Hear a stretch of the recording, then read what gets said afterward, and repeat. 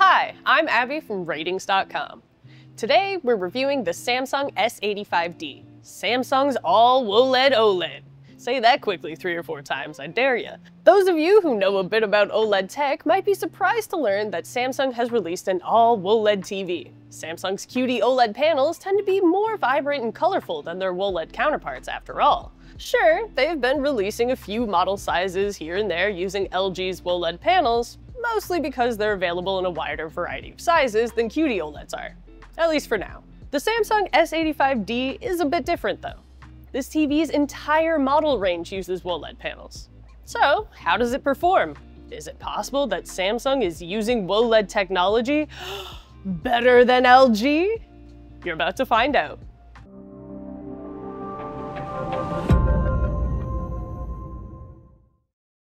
We've reviewed the 65-inch model, but our results are also valid for all other sizes.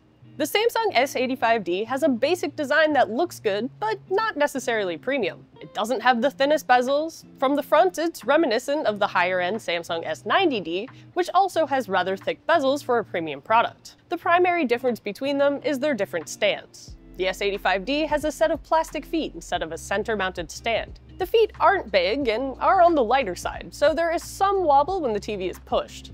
You can adjust the feet horizontally, which is a nice touch. They can be placed in a wide position, with about 38 inches between them, or a narrow position, with about 12 inches between them. The feet lift the TV about 3.3 inches above the table, which is high enough for pretty much any soundbar. From the back, the TV doesn't really impress either. It has an entirely plastic back, and it doesn't feel very sturdy. It does have interesting design elements, like its sloping look with the inputs, which makes it look very different to the prominent input sections we see on other TVs. This comes at a cost though, as the entire back panel flexes when pushed. Overall, the build quality is functional here, but doesn't impress. When it comes to inputs, they're in recessed cutouts on both sides of the TV. The power cable comes out on the left side if you look at the TV from the front, while all other inputs are on the right. For cable management, the TV comes with clips for the feet, letting you funnel cables through the feet and out towards the back. You won't run out of high-speed HDMI ports on this TV, as it has 4 full HDMI 2.1 ports, each capable of up to 4K at 120 Hz for gaming. The third HDMI port doubles as the eARC port, and it's capable of passing through advanced audio formats from Dolby. But unfortunately, no DTS. You might want to shop for something else if you're a physical media collector and you like to have the best possible sound from your TV. Aside from that, the TV has 2 USB 2.0 ports, a digital optical audio out port, an analog audio out port for your headphones, a LAN port, and an ATSC 1.0 antenna connection. Enough of that. It's time to talk about the important stuff, like picture quality. The S85D is an OLED. If you've read or watched any of our OLED reviews in the past, you know what's coming. This TV has truly remarkable contrast due to its nearly infinite contrast ratio. That's what happens when a TV is capable of completely turning off its pixels instead of having to reduce the intensity of a backlight. Still, it's not enough to have perfect blacks. It needs to be bright enough in HDR to adequately showcase bright elements. Traditionally, this is where OLEDs have faltered a bit, although it isn't nearly as much of an issue lately, especially at the high end. Unfortunately, the S85D is a mid-range OLED, and it shows in its HDR brightness. It's decent overall, but it's noticeably dimmer than other similar models like the LG B4. Due to its nearly perfect contrast, it's still bright enough for some HDR highlights to pop, but very bright scenes look dim on this TV, thanks to its aggressive automatic brightness limiter. The TV also doesn't support the popular Dolby Vision HDR format, sticking to Samsung's less widespread HDR10+. Without Dolby Vision support, your content will often end up being in regular HDR10, which is fine. But other competing models from LG and Sony do have Dolby Vision. Thankfully, what it lacks in brightness, it makes up for in accuracy. It's a very accurate TV in HDR. Shadows are a bit darker than they should be, but outside of that, the TV follows the PQ EOTF curve extremely closely. There's a gradual roll-off to preserve details and highlights with all content, and it's especially smooth with content mastered at 4000 nits. Good stuff. While the TV's WOLED panel can't quite reach the vibrancy of a QD-OLED panel, it's still very colorful. It covers nearly the entire range of colors in the DCI-P3 space used in most HDR content, although all colors are undersaturated. They're even more undersaturated and inaccurate in the wider Rec 2020 color space that's often used in nature documentaries and some animated films, although it's still satisfactory. The TV also has very good color volume, especially with dark saturated colors. As you might expect, it struggles a bit with colors displayed at high luminance levels due to the TV's relatively low peak brightness. Still, overall, you won't be disappointed in this TV's colors. This TV's SDR brightness is good overall, which is better than expected considering the TV's decent but unspectacular HDR brightness. It's bright enough to overcome glare in bright rooms when watching SDR content. Its automatic brightness limiter can be aggressive here when watching very bright full-screen content, like when watching hockey with its all-white rink. Otherwise, it has a good SDR performance overall. In SDR, we have a bit of a reverse Uno situation going on. In HDR, the TV was dimmer than we'd like, but with amazing accuracy. In SDR, the TV's brightness is surprisingly good, but its pre-calibration color accuracy in SDR is only alright. Its white balance is disappointing, with greens and blues overrepresented in all grays and reds underrepresented in brighter grays. The TV's color temperature is a bit cooler than we'd like, so overall the TV leans towards a bluish tint. A few of its colors are somewhat inaccurate, especially yellows and lighter cyans, blues, and magentas. Finally, most content is brighter than intended.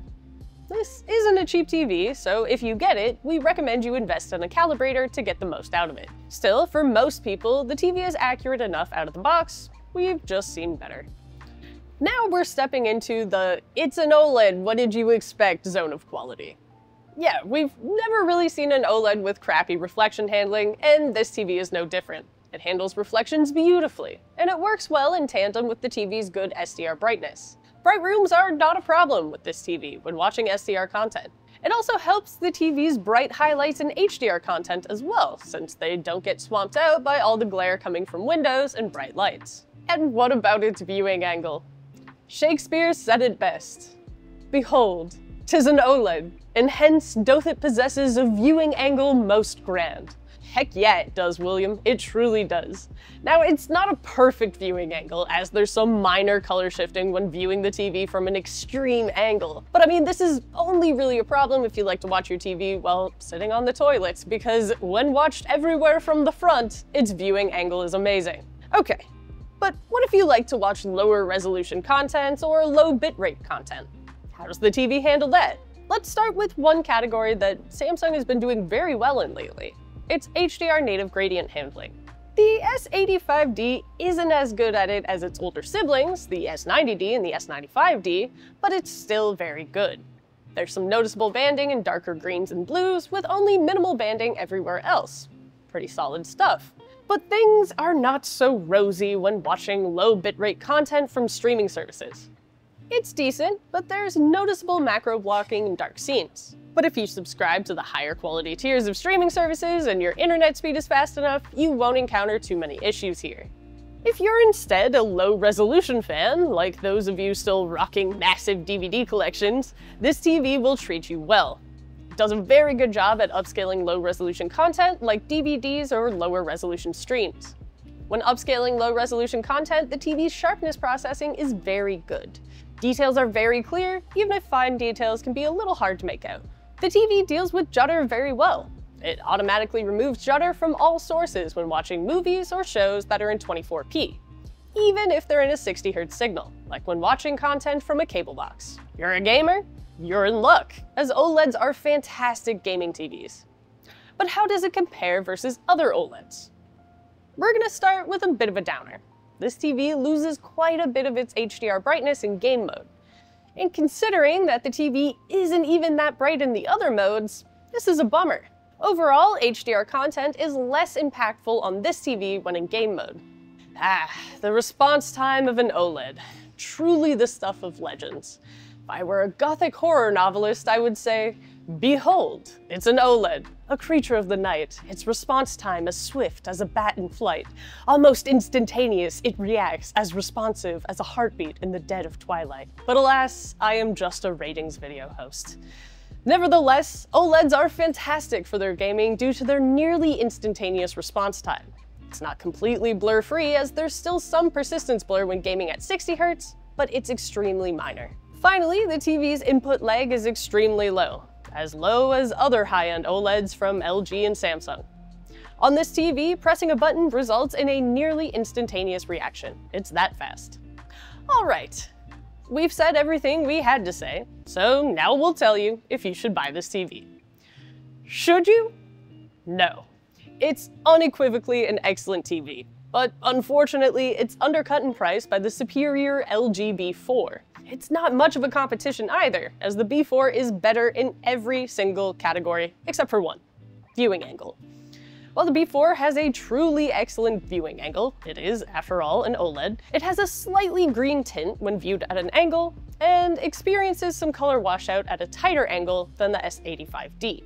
Otherwise, the B4 is noticeably brighter in HDR than the S85D, it's more accurate in SDR and HDR, and it doesn't lose any of its brightness in game mode. It even supports Dolby Vision and advanced DTS audio formats, both of which the S85D lacks. Unless you find the S85D at a massive sale, you really shouldn't buy it over the LG B4. When it comes to WOLED panels in TVs other than LG, we're seeing a pattern.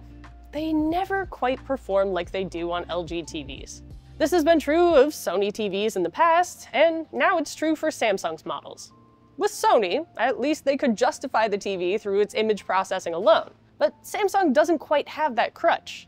The S85D looks like a TV made to be sold to people who want a Samsung and nothing else.